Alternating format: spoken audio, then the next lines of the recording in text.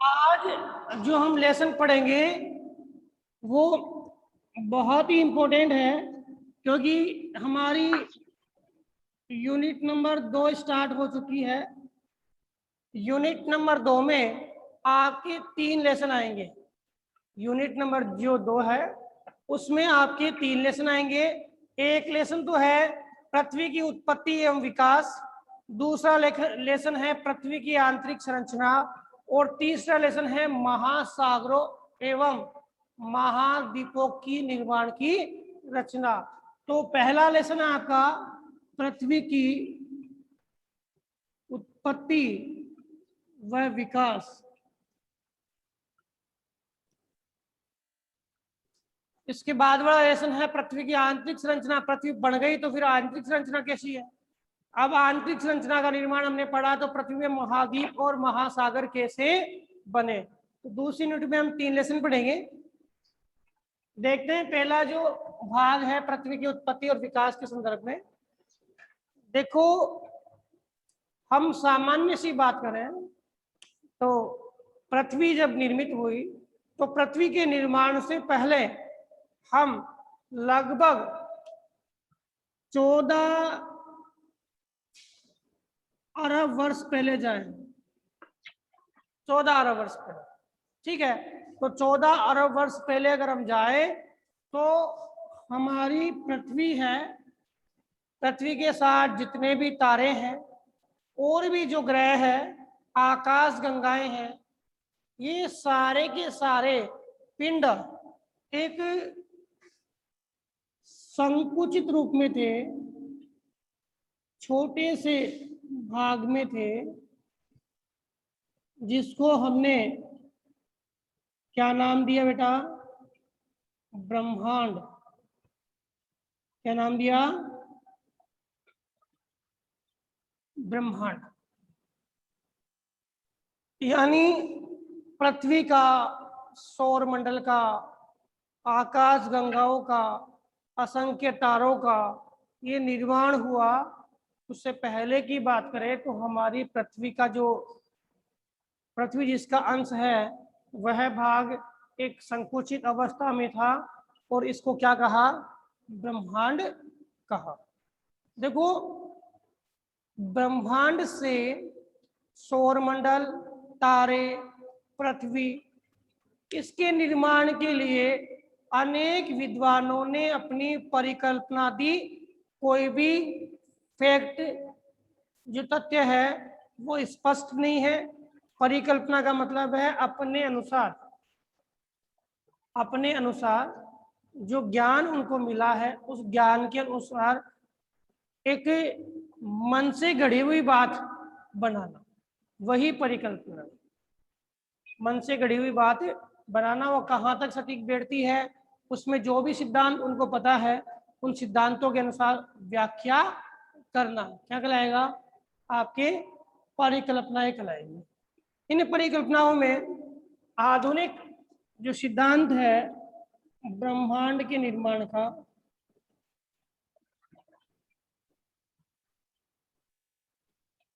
ब्रह्मांड के निर्माण का आधुनिक सिद्धांत है आपका। संकुचित अवस्था मीन्स क्या हुआ बेटा अंजलि? संकुचित अवस्था। क्या हुआ? संकुचित अवस्था। संकुचित का मतलब है सिकुड़ी हुई। सिकुड़ना होता है संकुचित, इकट्ठा। समझ में आ गया? आ गया क्या बेटा? संकुचित, हाँ, संकुचित का मतलब है सिकुड़ी हुई।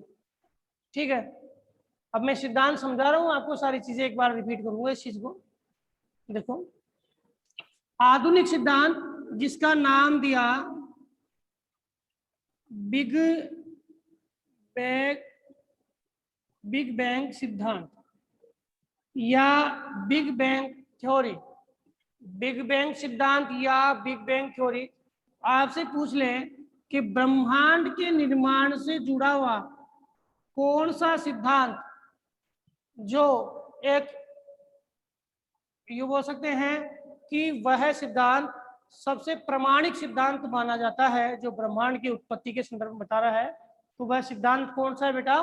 बिग बैंग सिद्धांत। कौन सा सिद्धांत? बिग बैंग सिद्धांत। विद्वानों की बात करें तो जॉर्ज लेमेटर, जॉर्ज लेमेटर। फिर 1929 में आपके जो विद्वान जिन्होंने इस सिद्धांत को प्रतिपादित किया था वो है एडविन हब्बल।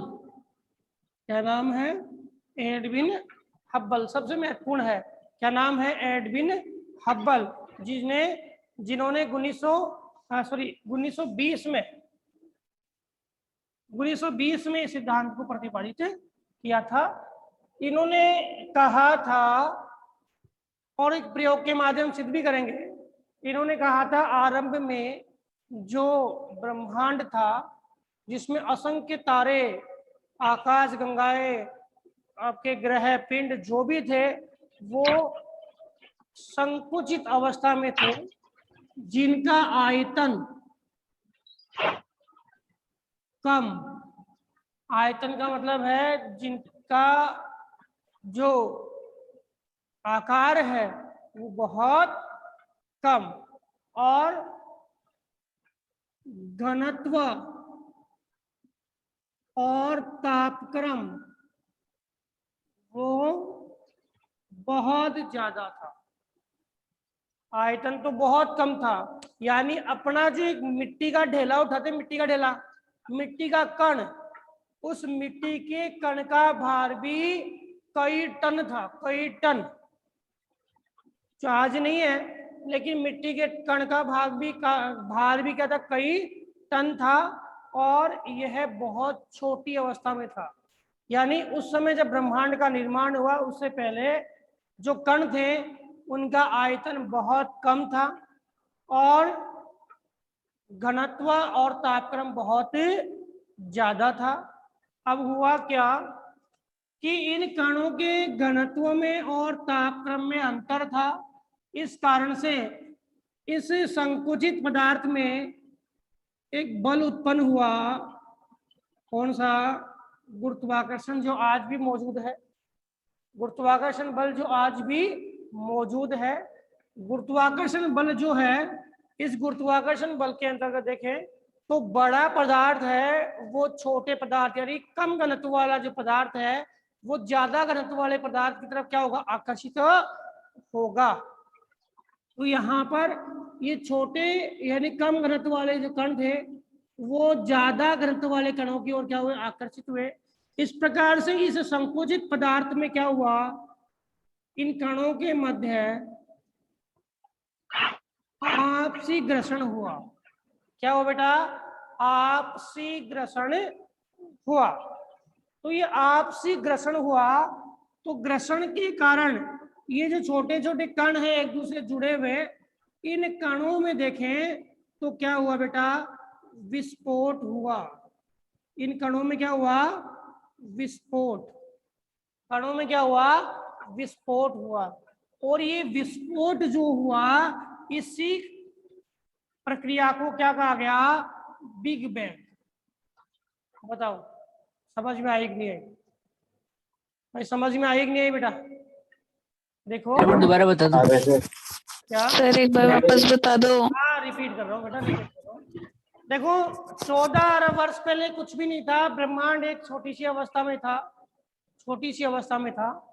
और ये छोटी सी अवस्था में था तो इसके कण बहुत पास पास थे, कणों का आयतन बहुत कम था, घनत्व और तापमान क्या था?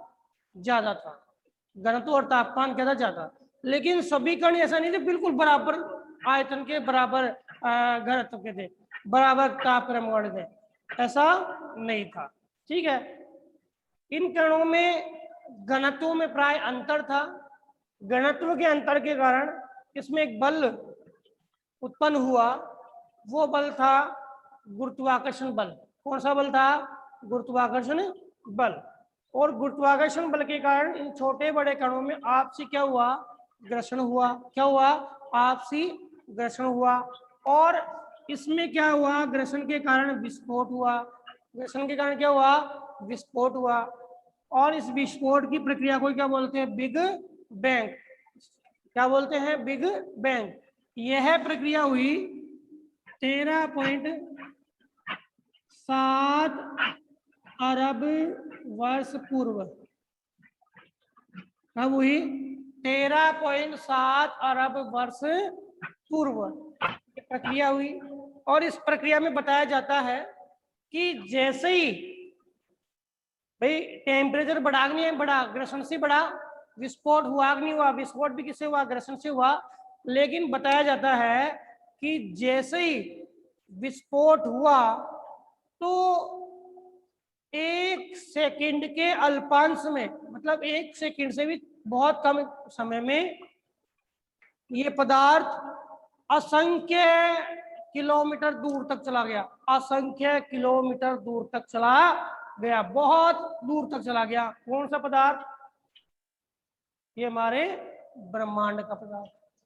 ठीक है, 1 सेकंड के अल्पांश में। जैसे आपने क्रैकर्स, पटाखे फोड़े होंगे, अरे पटाखे जलाते हैं ना आप लोग, तो पटाखे जब आप यस सर। चलाते हो तो ध्यान रखना कि जैसे ही उसमें विस्फोट होता है तो उस पटाखे के अंश हमें क्या आसपास में मिल जाते हैं? क्या उसमें मौजूद बारूद जो होता है वो कितनी गति से हमें पता ही लगता। आंख अपनी पलक जिसे झपकती है वैसे ही वो पदार्थ है काफी दूर तक विस्तारित हो जाता है, काफी दूर तक विस्तारित हो जाता है। जब हम देखते हैं तो पटाखा हमने कहाँ फोड़ा है और उसके पदार्थ कहाँ कहाँ में मिलते हैं।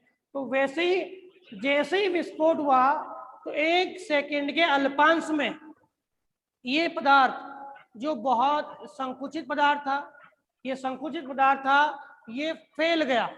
संकुचित पदार्थ क्या था? ये फैल गया, और फैल के क्या? विस्तारित हो गया। विस्तारित हो गया, और विस्तारित होकर किसका निर्माण हुआ? सब ब्रह्मांड का निर्माण हुआ। किसका निर्माण हुआ? ब्रह्मांड का निर्माण हुआ। ठीक है, अब इसकी बात करें कि जब ये जो संकुचित पदार्थ था इसमें विस्फोट हुआ तो इस प्रक्रिया के अंदर देखें तो बहुत कम समय में, बहुत कम समय में ये जो तापक्रम था इसका क्या तापक्रम क्या हुआ? गिरने लगा, और ये पदार्थ काफी दूर तक जाने लगा। काफी दूर तक क्या हुआ? जाने लगा। अब बताया जाता है कि लगभग 3 लाख वर्षों में, 3 लाख वर्षों में आपके इस ब्रह्मांड के विस्तार के कारण तापक्रम लगभग 4500 डिग्री केल्विन तक गिर गया। कितना गिर गया? लगभग 4500 डिग्री केल्विन तक क्या है? तापमान गिर गया। लगभग 3 लाख वर्षों में तापमान क्या हुआ? 4500 डिग्री केल्विन तक क्या हुआ? गिर गया। क्योंकि घर्षण नहीं हुआ, पदार्थ दूर दूर चलेंगे, और तापमान क्या हुआ बेटा? गिर गया। बताओ ये चीज समझ में आएगी नहीं आएगी? इतनी चीज समझ में आ गई क्या? आ गई। ठीक है, अब ये ब्रह्मांड का जो स्वरूप था धीरे धीरे और विस्तारित होता गया, और असंख्य आपके प्रकाश वर्षों में ये ब्रह्मांड क्या है? विकृत हो गया। असंख्य प्रकाश वर्षों में ब्रह्मांड क्या हो गया? विकृत हो गया। ठीक है, अब एक जो एडविन हम्बल ने इसके लिए एक प्रयोग समझाने की दृष्टि से प्रस्तुत किया, वो प्रयोग देखते हैं, ध्यान दीजिए। एडविन हम्बल ने कहा कि ब्रह्मांड था, उसके विस्फोट को या ब्रह्मांड के निर्माण को अगर हम समझे तो एक छोटा सा गुब्बारा लेते हैं, ठीक है, गुब्बारा लेते हैं, और उस गुब्बारे पे अपने पेन से आकाश गंगा जैसी होती है ना, वैसे बहुत नजदीक नजदीक हम क्या करते हैं, इसमें अपने पेन से मार्क करते हैं बहुत नजदीक नजदीक। ठीक है, तो ये बोल रहा है कि ब्रह्मांड इस अवस्था में था पहले, बहुत नजदीक नजदीक मार्क कर दिया हमने आकाश गंगा की तरफ। इसने कहा कि ब्रह्मांड इस अवस्था में था, जैसे ही विस्फोट हुआ तो वो पदार्थ फैल गया। पदार्थ क्या हुआ, फैल गया। और ये पदार्थ जो था, जैसे ही हमने विस्फोट का मतलब है फुलाया गुब्बारा, तो हमारी आकाश गंगाएं क्या होगी, बड़ी बड़ी और दूर दूर, बड़ी बड़ी होगी और दूर दूर होगी। ये एक्सपेरिमेंट आपके एडविन हम्बल ने करके बताया कि जो हमारी आकाश गंगाएं हैं, हमारे जो ब्रह्मांड के तत्व थे वो पास थे, जैसे ही इसमें विस्फोट हुआ तो ये क्या हुए, दूर दूर हो गए। वर्तमान स्थिति कि ब्रह्मांड में आकाश गंगाएं बहुत सारी, असंख्य आकाश गंगाएं हैं। लगभग बताते हैं 100 मिलियन से भी ज्यादा हमारी आकाश गंगाएं हैं। और एक आकाश गंगा में 100 मिलियन से भी ज्यादा क्या है, तारे। एक आकाश गंगा में 100 मिलियन से भी ज्यादा क्या है, तारे है। अब सिद्धांत समझ में आ गया बेटा? कौन सा सिद्धांत? बिग बैंग सिद्धांत। बिग बैंग सिद्धांत पूछ ले प्रश्न आपसे, बिग बैंग सिद्धांत किसकी उत्पत्ति के संदर्भ में दिया गया? बताइए बेटा, बिग बैंग सिद्धांत किसकी उत्पत्ति के संदर्भ में दिया गया? ब्रह्मांड की उत्पत्ति है। ब्रह्मांड की उत्पत्ति के संदर्भ में दिया गया। ठीक है, अब ये आकाश गंगाएं जो बनी है, इनके बीच में क्या है बेटा, निश्चित दूरी है, निश्चित दूरी है। निश्चित तारे इन आकाश गंगाओं पाए जाते हैं। आकाश गंगाएं भी क्या करती है, एक दूसरे के क्या है, चक्कर लगाती, एक दूसरे क्या लगाती है, चक्कर लगाती है। तो आपको प्रश्न एक और है कि ब्रह्मांड की उत्पत्ति के लिए बिग बैंग सिद्धांत दिया गया, और इस सिद्धांत में ब्रह्मांड की उत्पत्ति है वो आज से कितने वर्ष पूर्व मानी गई? आज से कितने वर्ष पूर्व मानी गई? बताइए। 13.7 अरब वर्ष पूर्व। 14 अरब वर्ष पूर्व तो कुछ भी नहीं था, ब्रह्मांड अवस्था में था। लेकिन निर्माण कब हुआ बेटा, ये विस्फोट कब हुआ? 13.7 अरब वर्ष पूर्व। 13.7 अरब वर्ष पूर्व क्या है, उसका निर्माण हुआ। अब इसके निर्माण के लिए ध्यान दीजिए, ब्रह्मांड के निर्माण के बाद आपके तारे बने, और तारों के निर्माण के बाद आपके ग्रह बने हैं। अब तारे कैसे बने, एक सिद्धांत आपके आया दिया हुआ भी है, होयल का सिद्धांत। होयल एक विद्वान थे, उन्होंने सिद्धांत दिया स्थिर अवस्था सिद्धांत। क्या? स्थिर अवस्था सिद्धांत। उन्होंने कहा कि ब्रह्मांड है, ब्रह्मांड में जो आकाश गंगाएं हमारी, वो एक निश्चित दूरी पर है, एक निश्चित दूरी पर है। और इस आकाश गंगाओं के बीच में जो निश्चित दूरी है, उसमें गुरुत्वाकर्षण बल काम करता है। साथ ही साथ इनके बीच में जो अपकेंद्रीय बल है, जो ये फैल रही है, वो भी क्या करता है, काम करता है। लेकिन होयल ने इसके बारे में अपना जो सिद्धांत दिया वो था स्थिर अवस्था सिद्धांत। इसने कहा कि आकाश गंगाएं जो भी जहां पर भी है, जितनी भी दूरी पर है, वो एक स्थिर अवस्था में है, वो अपनी दूरी क्या है, बनाए रखती है। ब्रह्मांड का विस्तार लगातार हो रहा है, सभी वैज्ञानिक है इस विस्तार की चर्चा करते हैं। ठीक है, तो प्रश्न अगर आपके आ जाए कि होयल ने ब्रह्मांड की उत्पत्ति के संदर्भ में जो सिद्धांत प्रस्तुत किया, वह सिद्धांत कौन सा था? स्थिर अवस्था सिद्धांत। इसने कहा कि जो हमारी आकाश गंगाएं हैं, उनके बीच में एक निश्चित दूरी है, और ये निश्चित दूरी उनमें उनके द्रव्यमान उनके घनत्व पर निर्भर करती है। ठीक है, अब हम बात करें तारों की उत्पत्ति।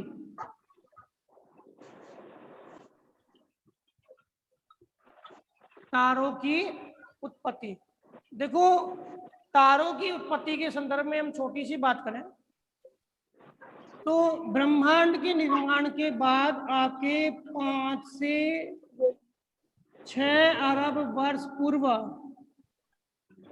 क्या बने? तारे बने। ब्रह्मांड की उत्पत्ति के बाद 5 से 6 अरब वर्ष पूर्व क्या बने? तारे बने। देखो हमारा जो ब्रह्मांड बना हुआ है उस ब्रह्मांड में 2 ही गैसें हैं मुख्यतया, एक तो हाइड्रोजन और एक हीलियम। एक तो हाइड्रोजन और एक कौन सी? हीलियम। तो ये हाइड्रोजन हीलियम हमारे ब्रह्मांड में है। अब पहले तो क्या हुआ कि ब्रह्मांड का जो भाग था वो संकुचित था, इसमें कणों में अंतर से ग्रेविटी उत्पन्न हुई, क्या हुआ? घर्षण हुआ, और क्या हुआ? विस्फोट हुआ। अब विस्फोट से पदार्थ फैल गया, विस्फोट के कारण ये पदार्थ क्या हो गया? फैल गया। अब फैला तो भी ये छोटे छोटे कण हैं वो इस ब्रह्मांड में वितरित हो गए। अब छोटे छोटे कणों में भी कुछ बड़े कण हैं, कुछ छोटे कण हैं, कुछ बड़े कण हैं, कुछ छोटे कण हैं। तो इन कणों में भी क्या हुआ बेटा? गुरुत्वाकर्षण बल है, ग्रेविटी उत्पन्न हुई, और ये कण आपस में क्या है? जुड़ने लगे। कण आपस में क्या है? पहले तो फैले थे, अब क्या है? पास आके जुड़ने लगे। अब इन बेटा पहले जो था विस्फोट हुआ था, कण दूर दूर गए थे, लेकिन हम ब्रह्मांड में कण फैले हुए हैं तो इनमें क्या है? क्या क्या हुआ?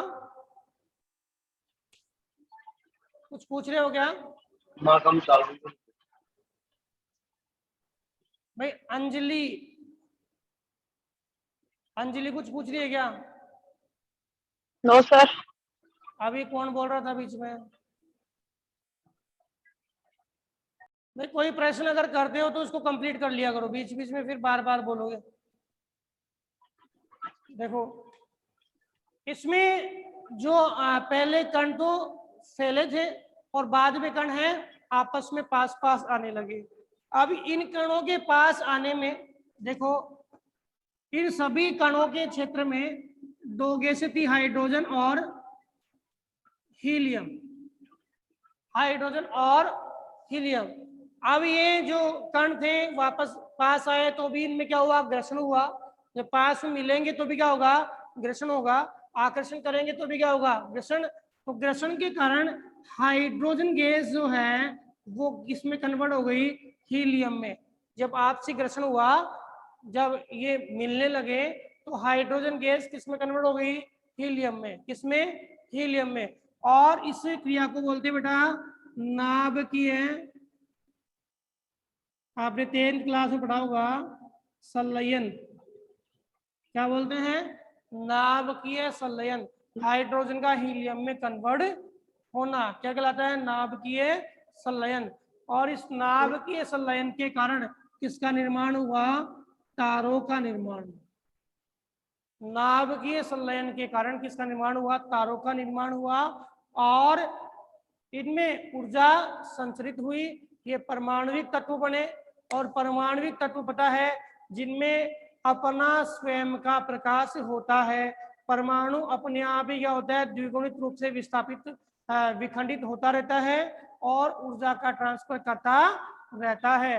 तो ये नाभिकीय संलयन क्रिया है, इसके कारण आपके तारों का निर्माण हुआ। और तारे वो होते हैं स्वयं का प्रकाश होता है, स्वयं का प्रकाश होता है। ठीक है, स्वयं का प्रकाश है वो क्या होंगे? तारे होंगे। अब सूर्य भी क्या है? एक तारा है। ऐसे हमारे आकाश गंगा में असंख्य तारे हैं और हमारे ब्रह्मांड में असंख्य आकाश गंगाएं हैं। तारे स्वयं के प्रकाश से प्रकाशित होती है, जबकि ग्रह वो तारों के प्रकाश के माध्यम से प्रकाशमान होते हैं, तो ग्रहों में अपना प्रकाश नहीं है। जिन पिंडों में, जो ब्रह्मांड में जिनमें नाभिकीय संलयन क्रिया नहीं हुई, वो पिंड तारों में कन्वर्ट नहीं हुए, और वह अपनी अवस्था में, जो पूर्व अवस्था थी, उसी अवस्था में अपने ब्रह्मांडीय कक्ष में भ्रमण करने लगे। ये क्षुद्र ग्रह कहलाए, क्षुद्र ग्रह और ग्रह कहलाए। हम